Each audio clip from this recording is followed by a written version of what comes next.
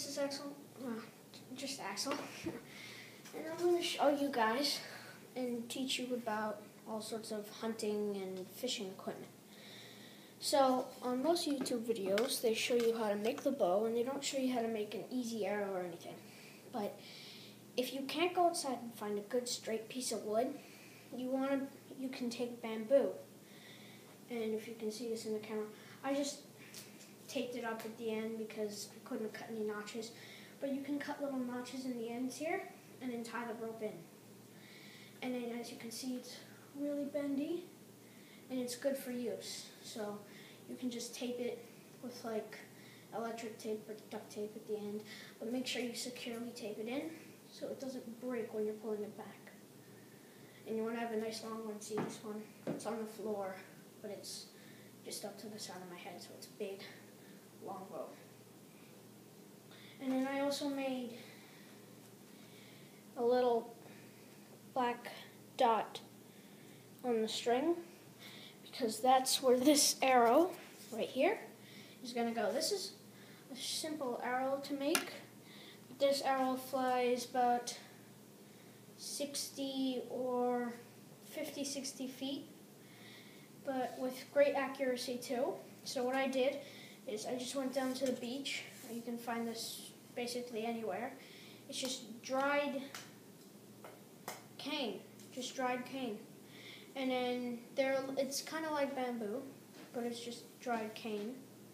So I put little lead nails in here and 2 of those little sinker balls for fishing, and that should weigh down one end. That's what gives it the force to, fly all that space.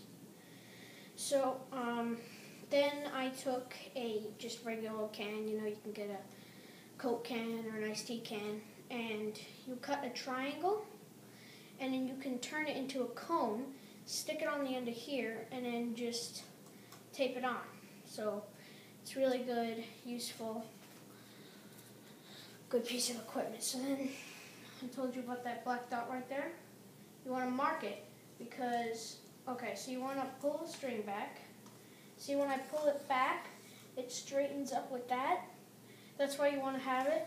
It's not going to go like that. It's going to launch straight forward off the end like that.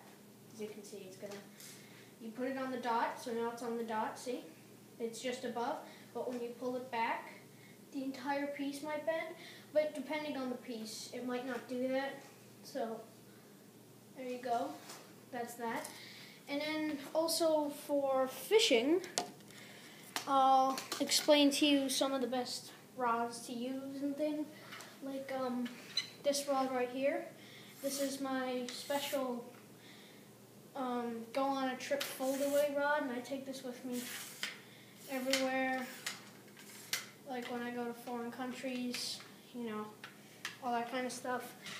And then there's this little one, which you can take to like local docks or when you're going on a short trip to some country. This is a good one to use. And it's kind of fun to show your friends how it folds out. So that's kind of cool.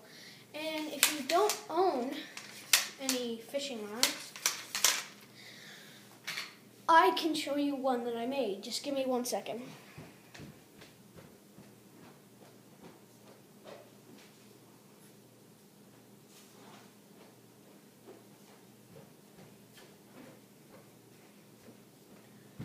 This here is my homemade fishing rod.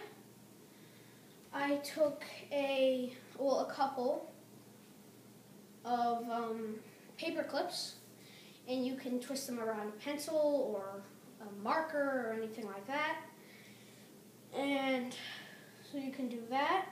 And then I just found this old reel. This is seriously old. I used to use these in the 70s.